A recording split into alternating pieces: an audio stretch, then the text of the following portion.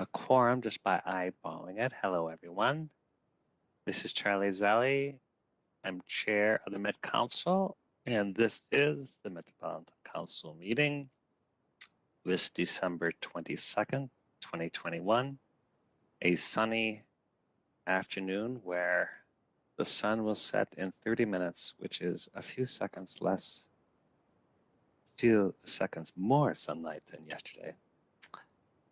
Before we start, and I call the meeting to order, acknowledge that this is a virtual meeting, which we are doing in accordance with the Minnesota statutes, section 13D.021, and which allows us to do that. If you're watching from the public, please feel free to do it through our website or the YouTube channel. And if you have comments, feel free to submit them at public.info@metc.state.mn.us, and we'll respond promptly. We will have an opportunity for a couple of people who have pre-registered to make comments. But before we start, we'll establish our quorum by having a roll call. And Liz, you may do that now. Harbor. Here. Chambliss. Chambliss. Cummings. Here. Ferguson. Here. Fredson. Here. Gonzalez. Here. Johnson. Here. Lee. Here. Lilligren. Here. Lindstrom. Here. Musse. Here. Sterner. Bento. Here. Wolf. Here. Zurin. Present. And Chair Zelli. I'm here. We have a quorum. First up is approval of the agenda. No roll call is required unless anyone has an amendment or a correction. And hearing no objection, we'll consider the agenda approved, which brings us to the minutes from our meeting December 8th, 2021. Can I have a motion to approve the minutes? Wolf moves approval. Thank you, Councilmember. Is there a second? Bento seconds. Thank you, Councilmember. Any discussion, correction? All right, hearing none.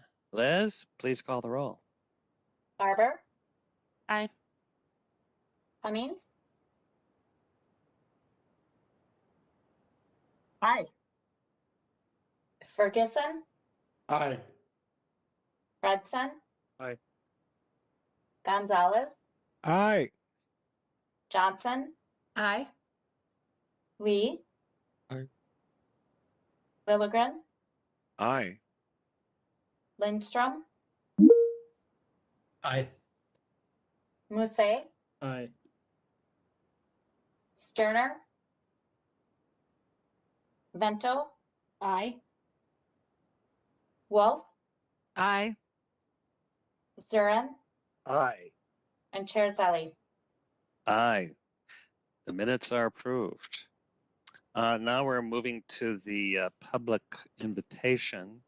This is an opportunity in our agenda to hear public comment. And we have two people who have pre-registered to speak today. I will call your name and either you or staff can unmute your line before you make your comments.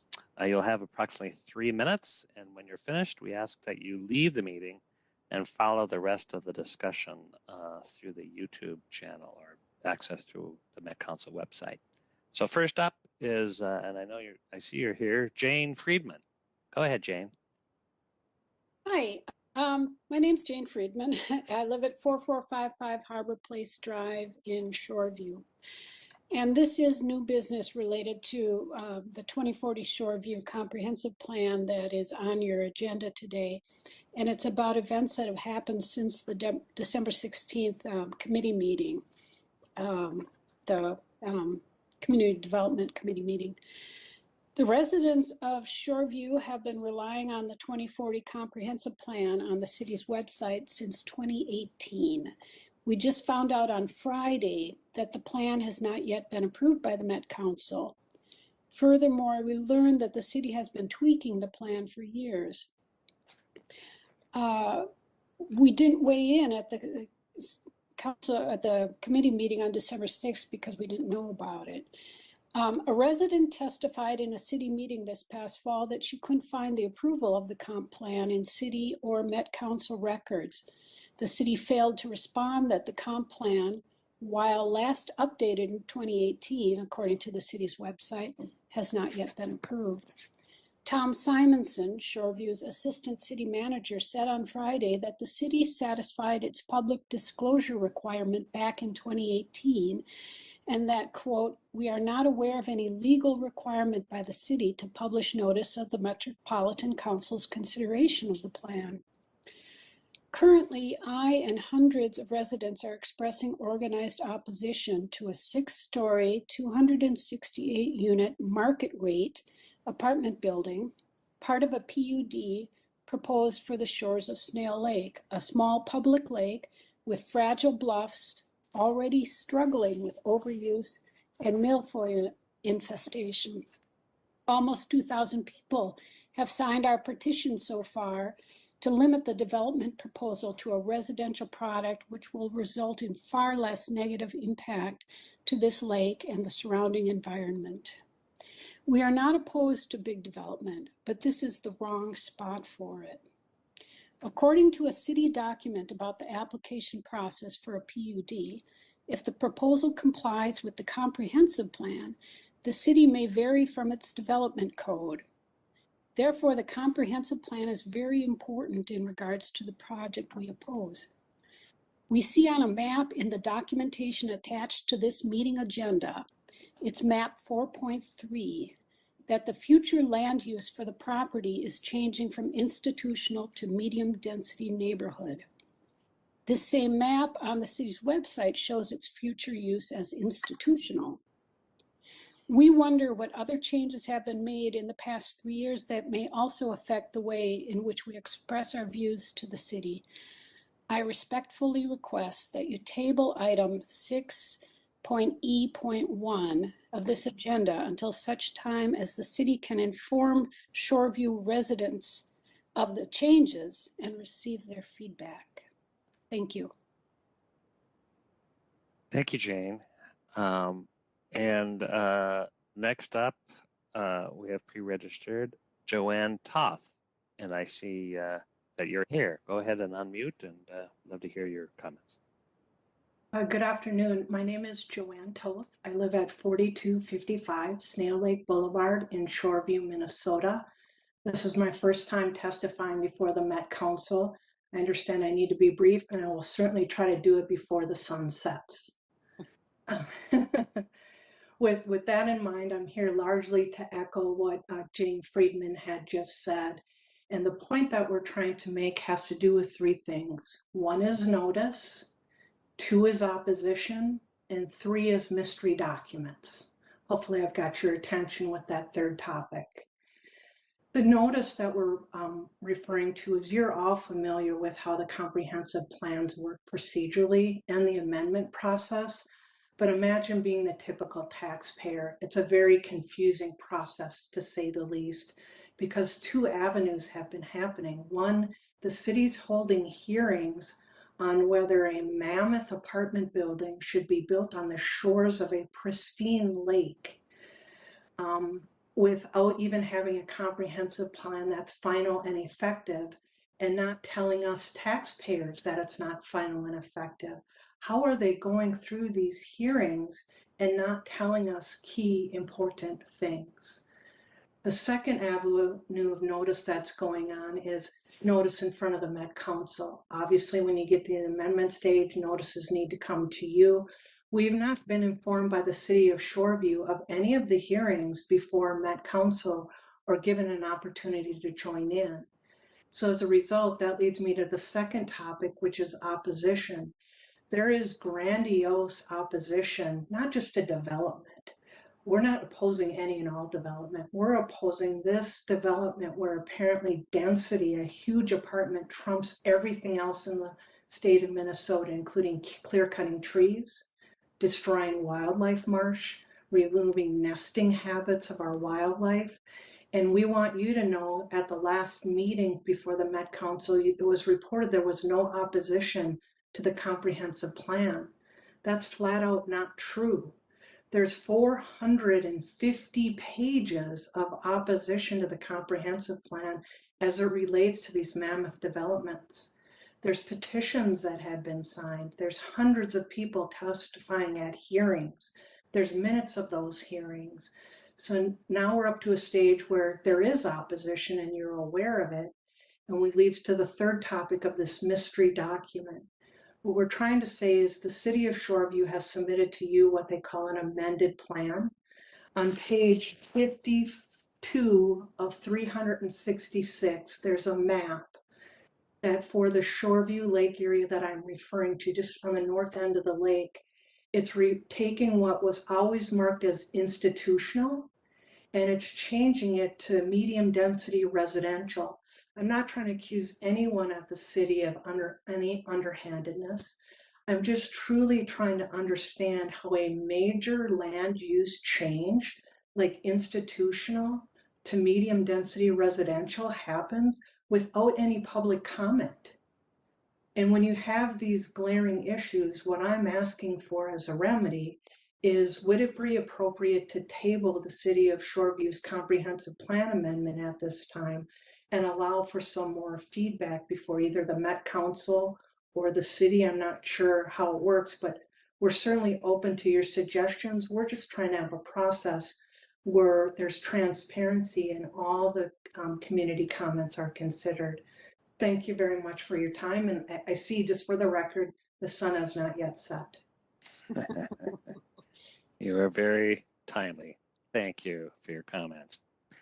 All right, now we're moving into the next item on the agenda, which is the consent agenda. Is there a motion and a second to approve the consent agenda?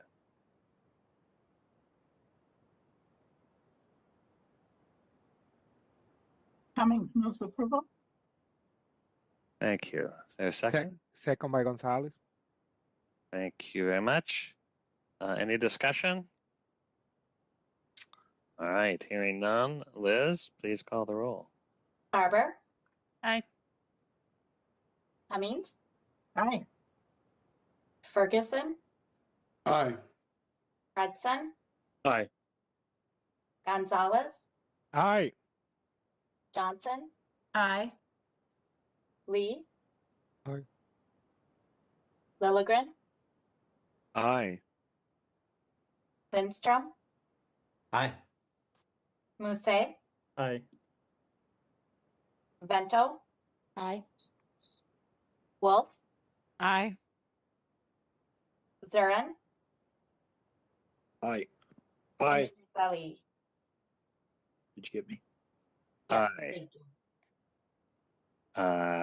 That motion is approved.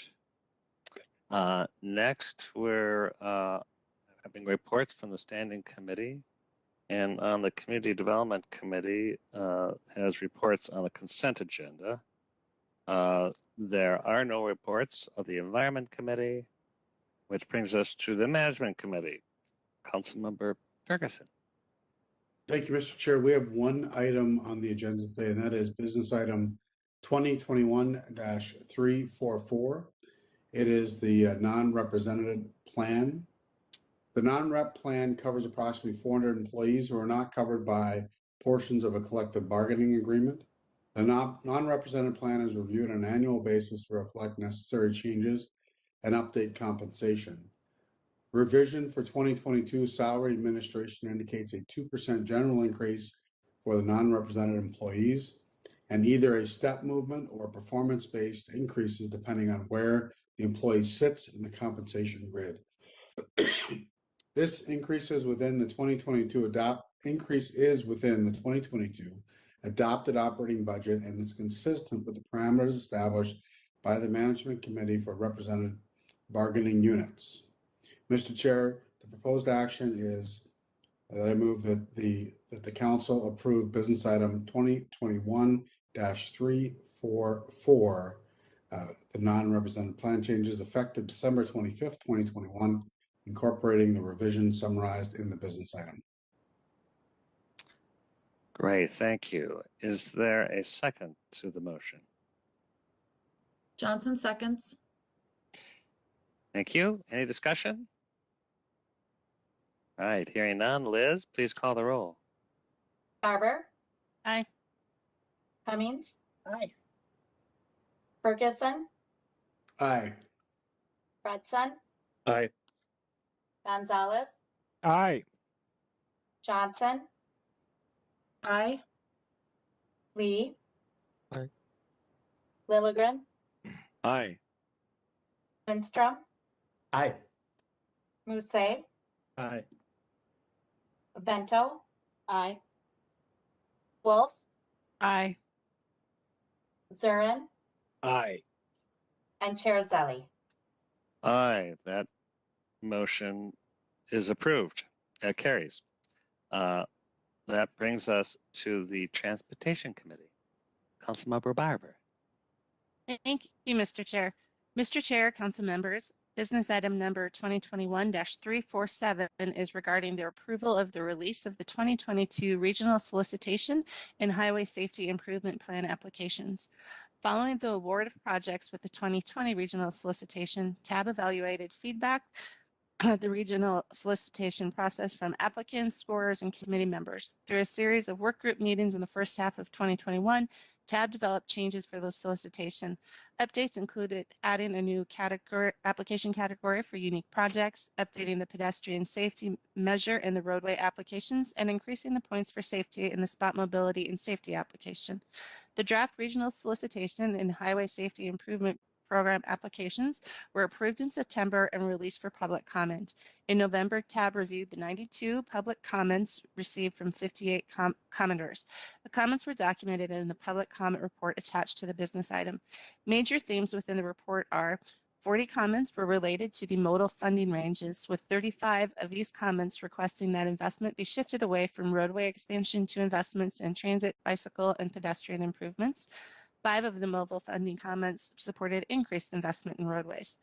Most of the modal funding comments also commented on the need to reduce the impacts of climate change by reducing our investment in roads and reliance on the automobile. 8 comments were specifically related to investing in safety, such as safe bicycle and pedestrian facilities and intersection improvements. 4 comments related to simplifying the solicitation application process, and there were a number of comments supporting specific projects within the region. TAB members acknowledged the comments. As reflected in the comments, TAB had updated the safety measures and weighting and determined that funding ranges included in the solicitation will allow for flexibility when selecting projects at the end of 2022. TAB approved the final regional solicitation and the HSIP applications for release.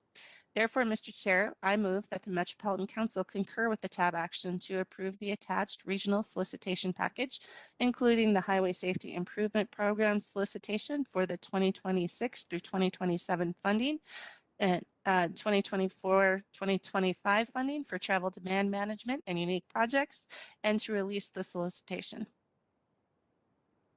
Thank you, Councilmember. Is there a second?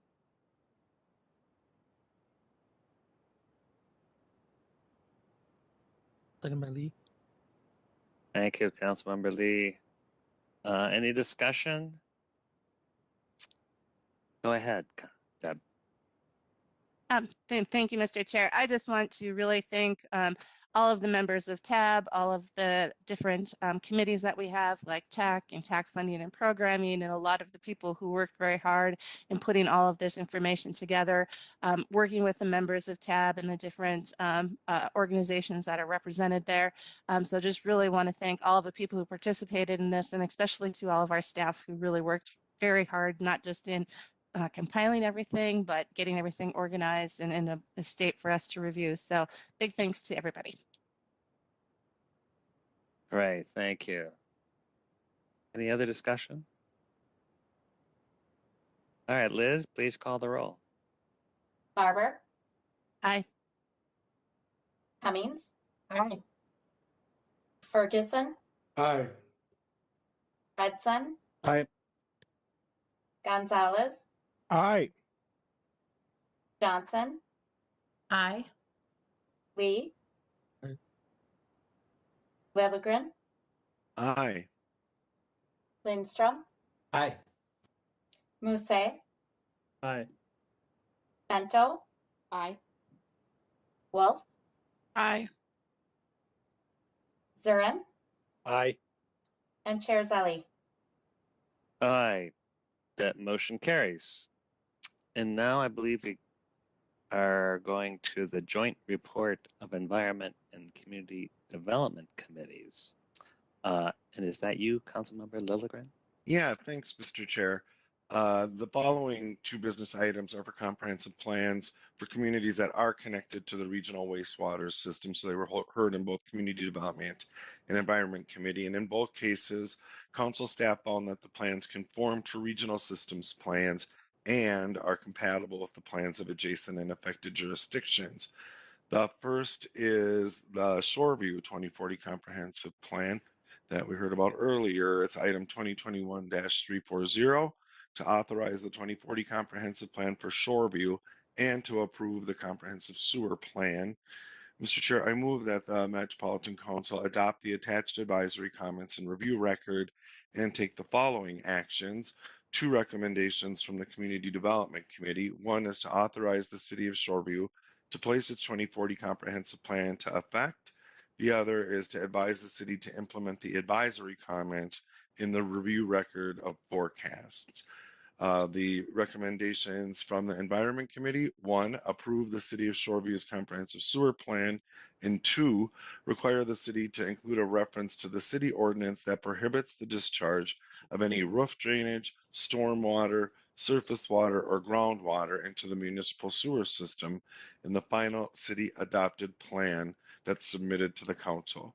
The city may also include a copy of the applicable ordinance or ordinances in the final adopted plan to satisfy this requirement. Great. Let's see if we have a second, and then we can open it up for discussion. Is there a second to the motion?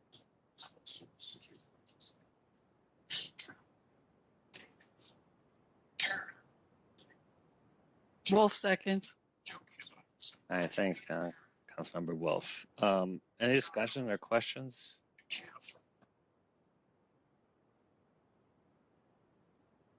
And I don't know if the staff wants to, we did have a comment earlier, wants to at least give some context if you wish, maybe Eric.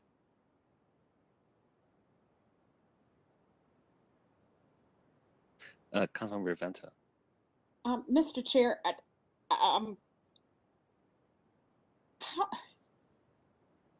what point do citizens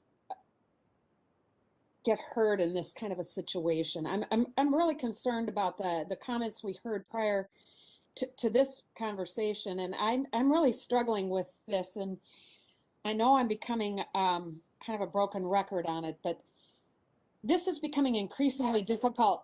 Excuse me. Hang on. Murphy, stop. Murphy, hey. Come on. Oh. Come on. Go get him. I'm sorry. No problem. The neighbor's dog. I thought you were talking to me, but that's good. Okay. Mr. Chair. But I don't know where citizens get heard, and I have two concerns. One is, I think it's becoming increasingly difficult for cities to communicate with their citizens. We have the decline in community newspapers and publications. Murphy. And we also have, where do they get heard? How do they get heard? How do they get the information they want? So those are my points, and I'll be quiet, and Murphy will too. And Mr. Chair, this yeah. is Councilmember Lilligren. I see that Director Barajas is here as well, and I think maybe she could at least touch on the points, respond to the points that Councilmember Vento raises, and I'm sure there'll be more discussion, but maybe to get to answer that question, how do people get heard? I see you on the screen, and we discussed what's within our authority as council for the comprehensive plan, and what's really in the jurisdiction of the municipality. And often those get confused. So, and I just think it's worth a comment. And I see many ex-mayors nodding their heads. So, Lisa, why don't you just give us not a deep, but kind of a framing of this, of our roles.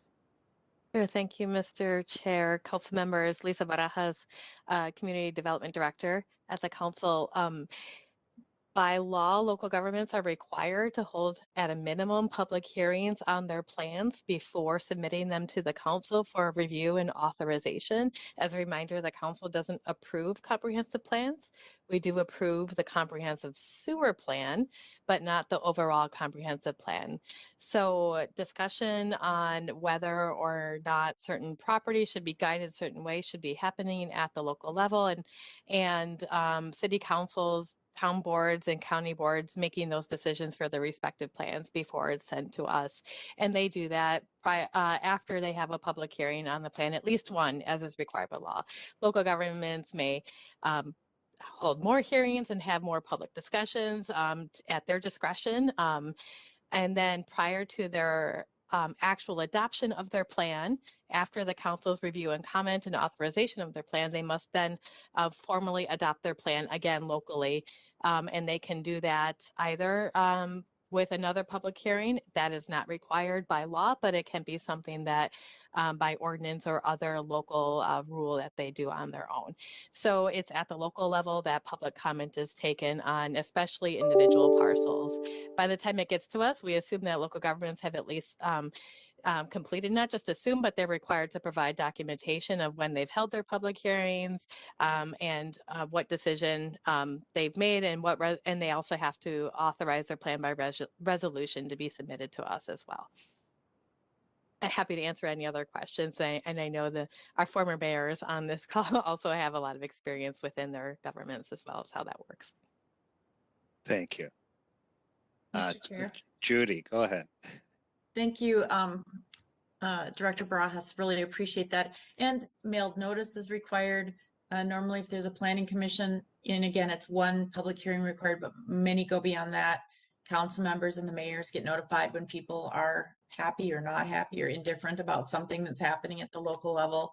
And so we get it when it's, really staff is recommending approval, goes through our committees, and it'd have to be really sideways with our systems plans to not meet our requirements. And I do appreciate the point too that we don't approve the plan other than the sewer plan, but we accept it and then it's sent back to the community to adopt it. So there is quite a bit of public input, and I know even through the pandemic, notices are still the same and people have pivoted like we have, but typically a community does go well above what state law requires to ensure that there is public input. All right, thank you. Councilmember Wolf.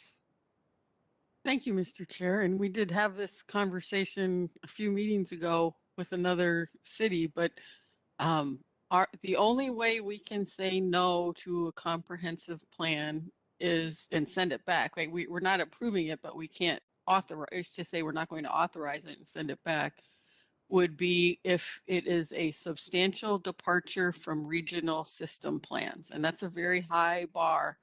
Our local communities have significant local control, and I can't think of any situation where one parcel would be enough of a departure to be a substantial departure from regional systems plans on transportation or sewer or our other regional plans.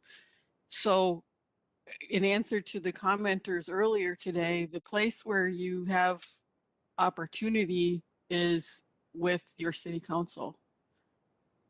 Local elections matter, and local elected officials have very broad authority when it comes to land use. So we can't fix it if you don't like what your local officials did, because our authority is very, very limited to the broad measures that a city takes, not what happens on just one parcel. And if they are indeed messing with wetlands and lake quality, the DNR can weigh in on that. There are state laws about messing with wetlands, and the DNR controls what happens on the shorelands of lakes, but we don't have that authority.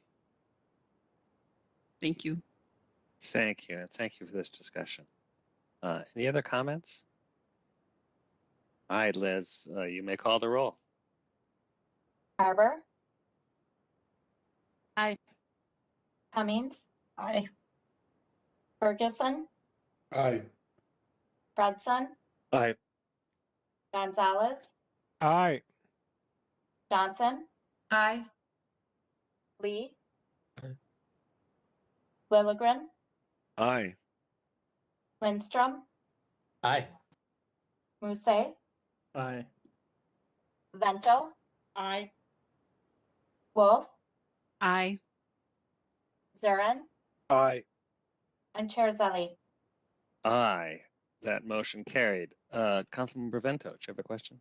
Thank you. I know that, as I noted in the midst of a barking dog, that it feels like I'm a broken record, and I apologize for that. It's just something that I really struggle with in terms of the people who live in our cities and townships, and how they stay connected. Public notices aren't what they used to be, I don't think. And so whatever we can do to help increase people's understanding of the process, I think is really important. I learn a lot every time those of you who have been mayors and city council members talk about what you go through at the city level, and I really appreciate it. So thank you. Okay, thank you. And I think maybe as we approach the next comprehensive planning cycle, it might be good for all of us to get the refreshers to the whole process and where public has opportunities to weigh in. All right, we have another business item before the before the Environment and Community Development Committee.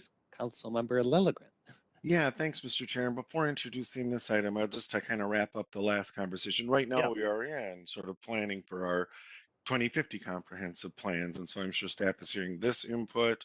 Council members will have opportunities to have input on how we structure that. And just an observation, you're talking about housing and other things.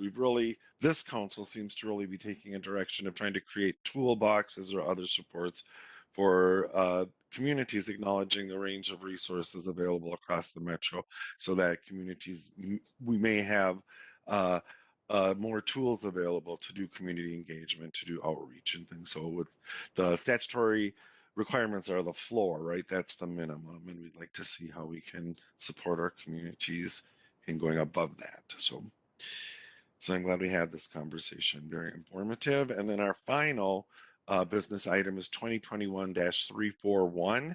It's the 2040 Comprehensive Plan for North Oaks and the approval of the Comprehensive Sewer Plan. Council found that Council staff found that North Oaks Comprehensive Plan is consistent with Council policy for housing. And Mr. Chair, I move that the Metropolitan Council adopt the attached advisory comments and review record and take the following actions. 1, authorize the City of North Oaks to place its 2040 Comprehensive Plan into effect.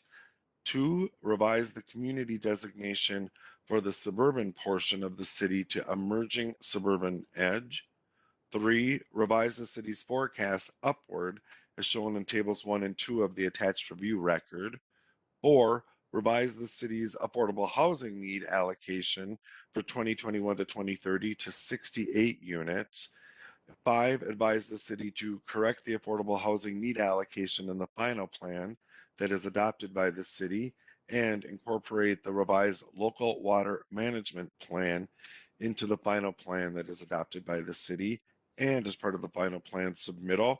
provide the council the date the Vadnais Lake Area Watershed Management Organization approved the local water management plan and the date the city adopted the final local water management plan, and advise the city that the plan is inconsistent with council housing policy for land supply, and therefore the city will be unable to enroll in the Livable Communities Act programs, and council staff are available to discuss potential changes to guiding the land use and density changes needed to address council housing policy inconsistencies.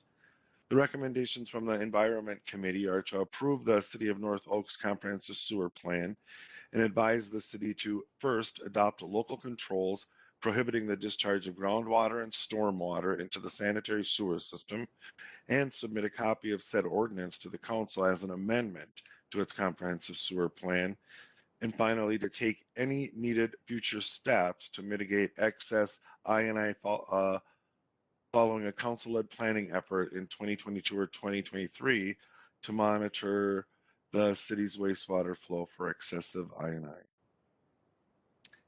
Thank you. Is there a second? I'll second that, Mr. Chair. Right. Any discussion, comments? All right, hearing none. Oh, we do have Peter. Go ahead. Just real quickly, Mr. Chair. Sorry, I have to unmute myself just real quickly, kind of going back to the last conversation, but related to this comp plan.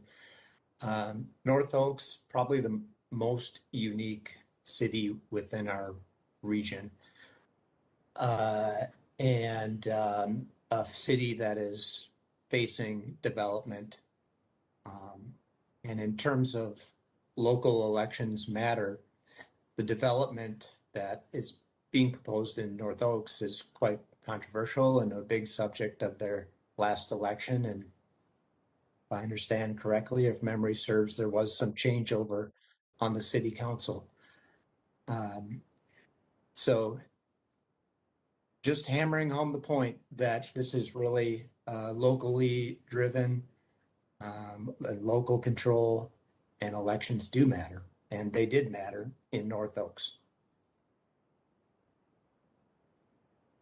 Well, I grew up in North Oaks when it was dirt roads, and the entire village, all 5 families, met on the sides of Lake Pleasant Lake, and it wasn't quite as complicated then.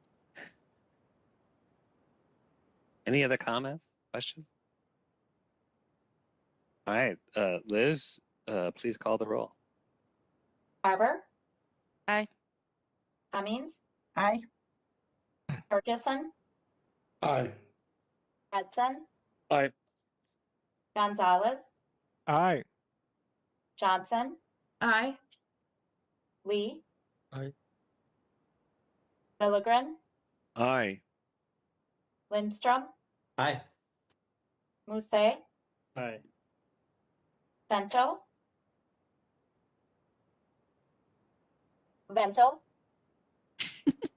Aye. Wolf, Aye. Zurin, Aye. and Chair Zelli. Aye, that motion carries. We're on to other business, and there's 2 items. The first item is 2021-354, appointments to the Transportation Advisory Board. This is a motion to appoint 7 representatives to the tab, including districts A through D, a non-motorized representative, 2 transit representatives, and their alternates due to term expirations. I continue to admire and appreciate the advisory committee appointment votes. The advisory committees, all the members do critical work for the Met Council, and as Deb Barber has pointed out before, they really are helping shape the policy that guides the region. So we've recruited these openings through partner community organizations, council members, council communication channels since October, and a special shout out to Councilmembers Barber and Cummings, who served on the nominating committee And we had a really exceptionally talented group of 15 applicants, and the nominating committee did an excellent job putting together a list for my consideration, which I approved entirely. So at this time, I would entertain a motion to approve the business item 354 of the Transportation Advisory Board appointments of Districts A through D, non-motorized and transit representatives and their alternates for a 2-year term ending January 1st, 2024. Moved by Barber. Thank you, Councilmember Barber. Is there a second? Seconded by Cummings. Thank you. Very appropriate. Any discussion? All right, hearing none. Liz, please call the roll. Mr. Chair, Councilmember Cummings is I was requesting. going to make a comment. Oh, please go ahead. I missed your hand. I was just going to comment that it was really, really wonderful to be a part of the committee interviewing the individuals, the quality and the ideas and the thoughtfulness and the passion. And it's amazing to hear and to see and to be a part of that. And it's really inspiring to me. And I just am grateful to all of those who showed so much interest. And the quality is just fabulous. And I'm just excited to see where TAB will go and how it will continue to evolve and how these new ideas and creativity get implemented as we move forward. It was just really an honor and a privilege to be a part of the committee. So thank you for that. Thank you. Really important work. Appreciate your comments. Am I missing anybody? No. Okay, Liz, please call the roll. Barber, Aye. Cummings, Aye. Ferguson, Aye. Fredson, Aye. Gonzalez, Aye. Johnson, Aye. Lee, Aye. Lilligren, Aye. Lindstrom, Aye. Musset, Aye. Vento, Aye. Wolf, Aye. Karen, Aye. and Chair Zelli. Aye. Thank you. Those appointments are ratified. Next up, our perhaps final business item of the year is 2021-355 to appoint 4 representatives to the Transportation Accessibility Advisory Committee, including districts E through H, due to term expirations.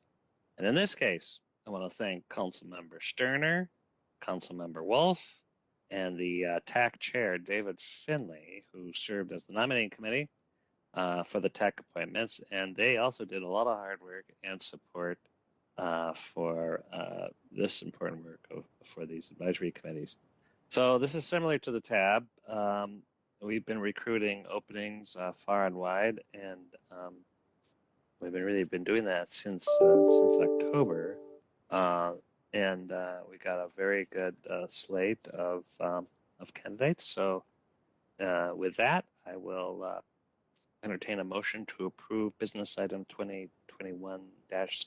2021-355, the Transportation Accessibility Advisory Committee appointments of districts E through H for 2-year terms ending January 1st, 2024.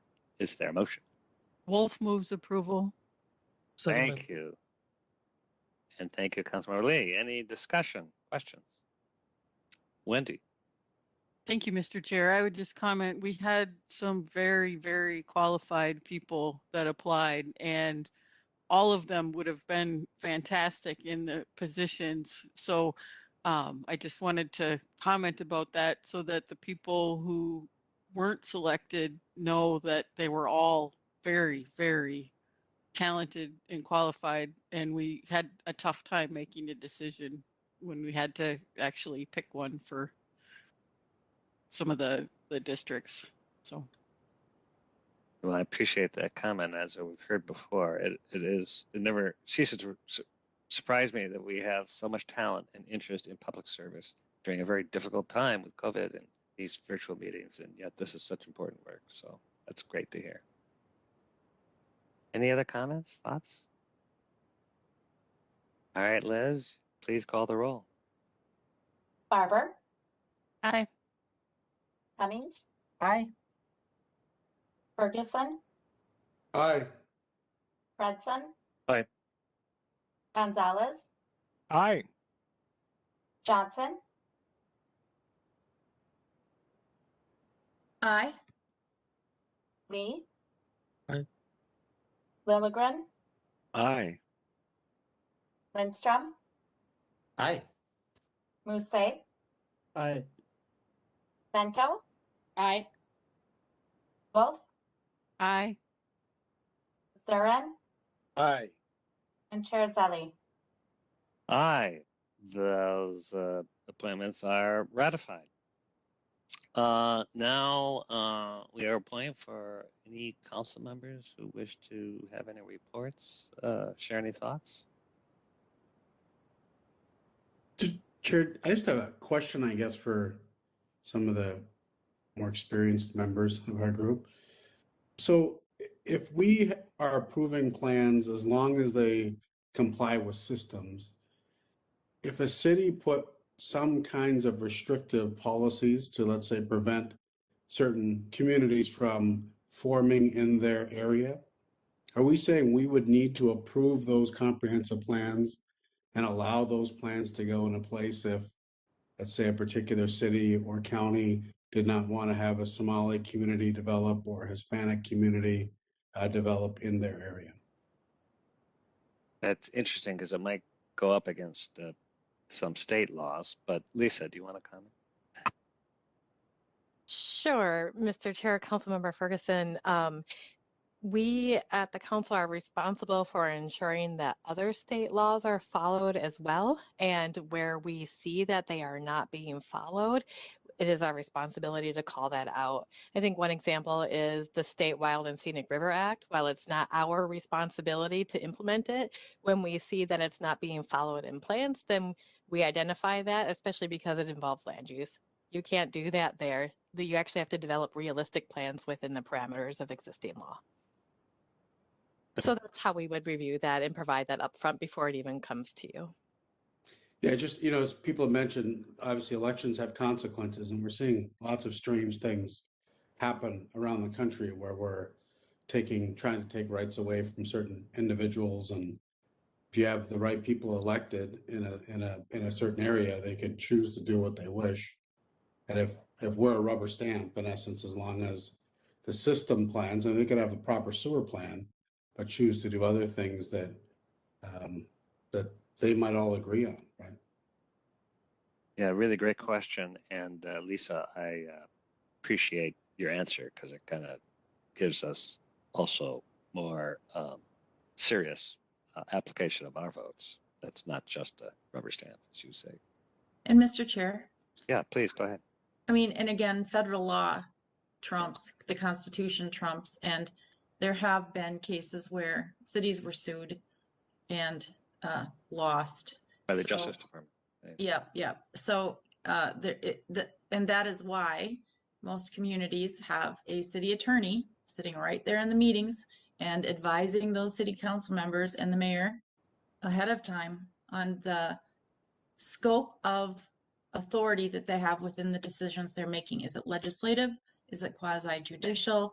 And being schooled very carefully. And also the League of Cities is great at making sure they all know their roles so that they are not violating federal or state law and they're not taking away protected constitutional rights. So it's pretty serious, the training that we all go through. Now, does that mean that some don't get it wrong?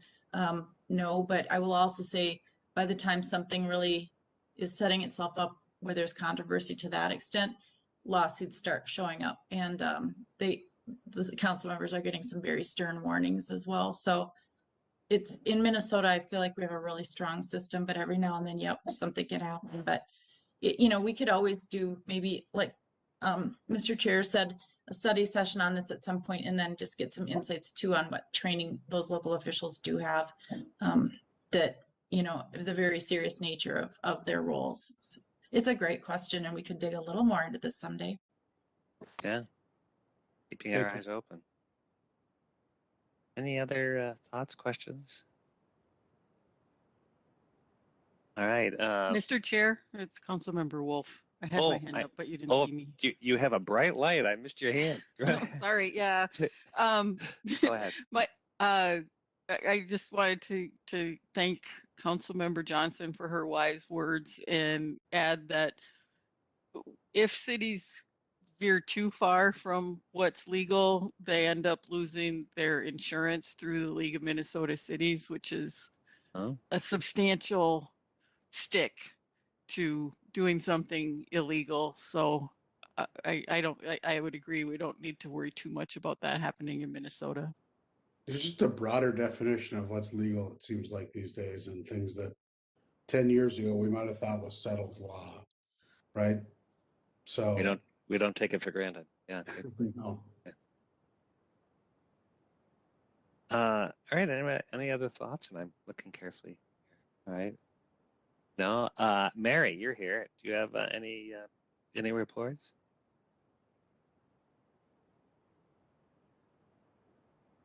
Oh, you're muted, I think. How about that? There you go. There you go. I don't have any reports other than to wish everybody a happy holiday. Thank you. And we have a chief counsel, just making sure all of us are not going to jail. No, excuse me, that we're doing the right thing according to statutes. And do you have any report? Thank you, Mr. Chair. I think I would have a heart attack if you all passed anything like Councilmember Ferguson was talking about. Hopefully we would have stopped it well before that point. But I have no report for the end of the year, but a safe, happy new year to everyone. And I'm looking forward to seeing everyone in person in 2022. That's my wish. Well, thanks. And appreciate that. And it says that I give my report first, but being as chair, I want the last word. And my last word is just to echo the thoughts of wishing everybody a happy new year and a great holiday. I also really appreciate, I think we all appreciate how much work we all do and how much thought and how we bring our hearts and our brains right here. And it's been a great year to hear the debates and what we've accomplished, and those challenges and those opportunities are still in front of us. So 2022 looks like it's going to be a full year for us, and can't believe it, but it's the last year of this administration. So let's make the most out of this year ahead. And in the meantime, hope everybody has a great holiday, great rest. It's great to see you all, and start of the new year is actually really soon. So we'll see you soon. It's the sun is down. It's time for us to go off and bake cookies. So see you all later. This meeting is adjourned. See you Bye-bye. all. Safe and happy holidays.